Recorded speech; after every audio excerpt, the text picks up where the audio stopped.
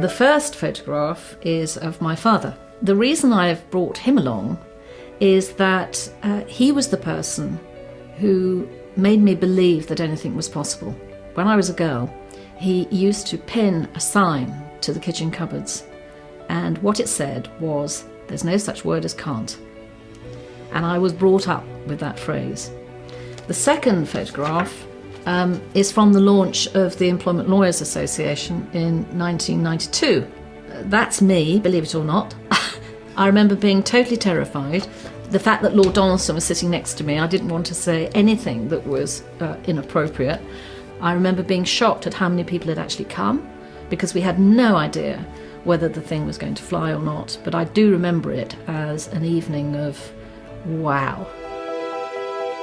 I think the story of women in law is very much a slow burn. And I also think that women who work in law firms, still today possibly, are perceived as rather scary. The thought is that they somehow must be superwomen to do well in a law firm and perhaps also have a family.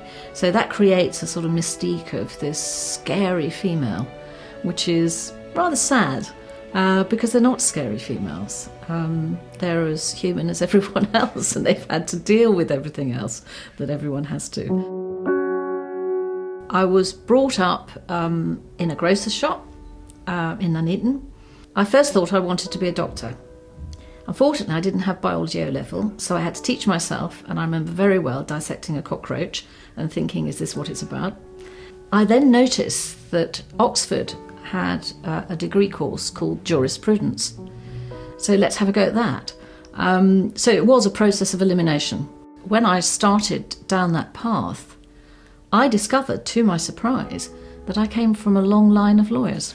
And I only found out when I went to do work experience at a local firm.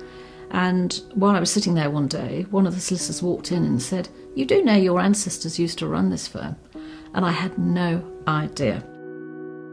It was a very strange experience going up to Oxford and reading jurisprudence, because in the year, I think there were only about 7 or 8 women scattered through mostly female colleges doing jurisprudence, and the rest were men.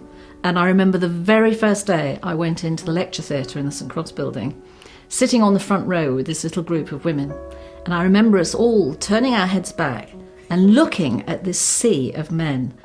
Bear in mind, I went up to Oxford from a small town in the Midlands.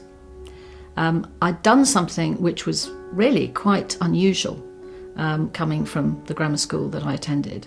So when I arrived in Oxford, I can honestly say I was really sort of daunted and terribly impressed by the place. And to add everything to it, I was then taught by Lenny Hoffman, who is now Lord Hoffman, huge legal intellect. So I found the whole thing quite daunting.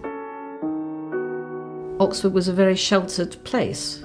Okay, I was in an all-female college, and okay, there weren't that many women lawyers in the year, but I had no sense that the world might be against me.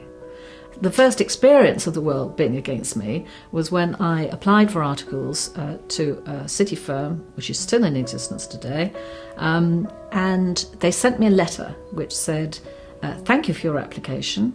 We shall not be calling you for interview." And the letter actually says, "We are prejudiced against female article clerks due to some unfortunate experiences in the past." Looking back now and reading the letter now, I'm outraged by it, but at the time I just thought, okay, that's it, let's carry on. The letter was 1969, and so that was 6 years before the Sex Discrimination Act. And when you look at how far things have come since the Sex Discrimination Act, it's like two different worlds. I mean, you would not write a letter. You wouldn't even dream of writing a letter like that today. I was very practical about my career. I'd met my husband, we were going to get married, so all I was concerned about was how on earth we were going to earn any money. The first offer I had from Simmons Simmons was at £1,000 per year, which was a huge amount of money in my eyes. So I thought, that's the answer. And I said to Lenny Hoffman, what do you think about Simmons Simmons?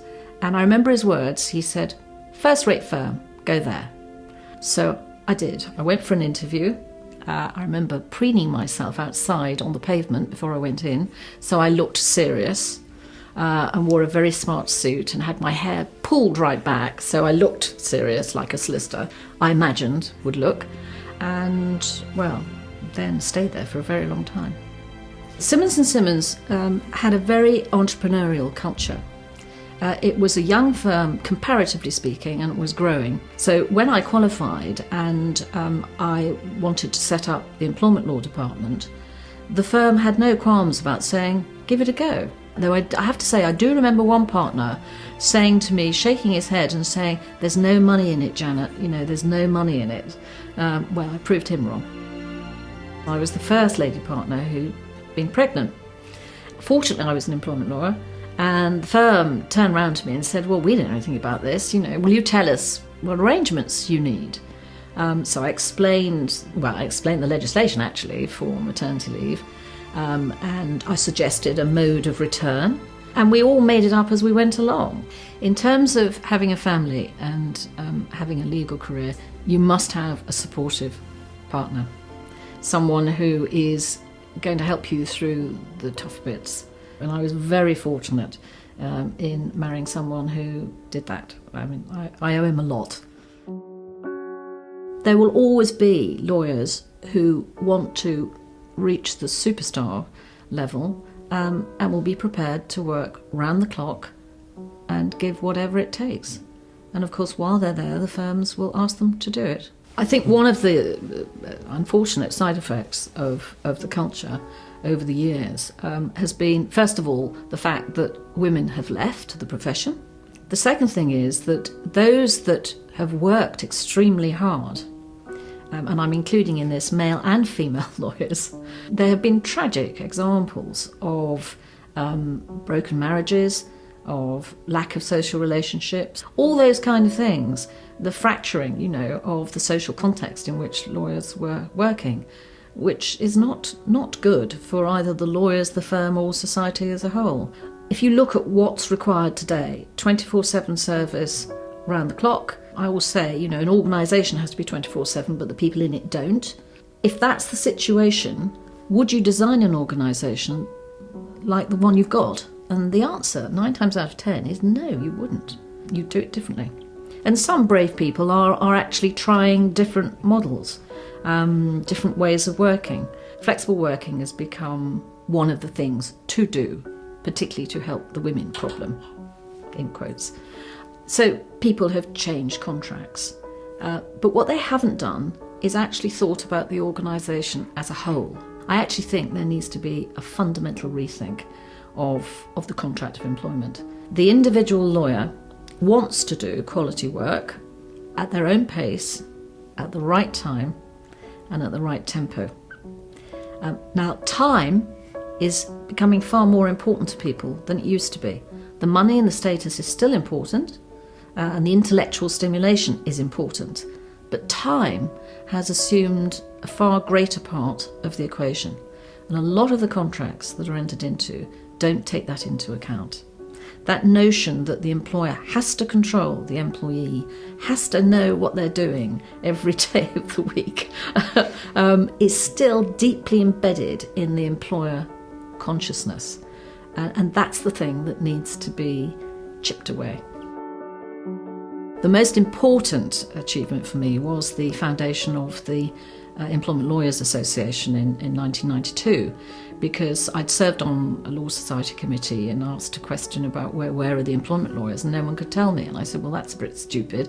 We'd better form an association. And that association now has 6,000 employment lawyers in it. It's recognised as one of the places to go to by government in terms of legislative change. I'm incredibly proud of it. I decided not to stand for re-election as senior partner, and I remember looking at my diary on the day when my term as senior partner was going to end, and there was nothing in the diary. It was completely blank.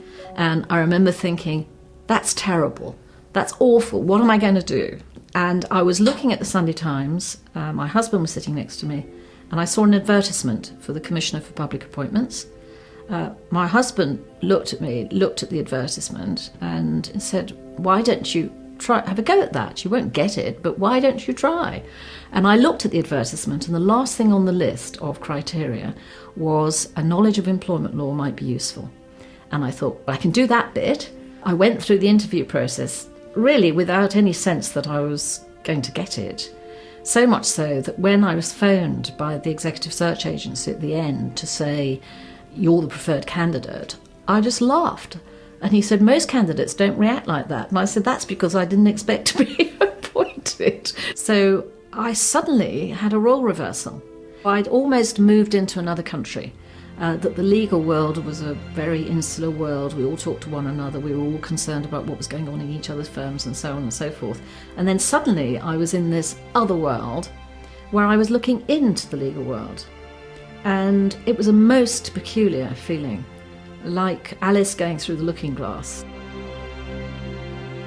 So what does a future woman lawyer look like? She will be very technologically savvy. She will know how to use the latest gadgets because that's going to make her life easier. She will be able to choose her social path in life, whether she wants to have a family or not. She will be very conscious of the law as a consumer product, and I like to think she will be a very human person in the sense that she will want to make the world a better place. I mean, that's not normally in the lawyer's curriculum, but I like to think that social conscience part of being a lawyer will be there and will survive. At the end of the day, she also needs to be a lawyer who delivers the highest quality service to her clients and acts in the client's best interests, and you can never let go of that, because it doesn't matter whether you're male or female. That's what it's all about.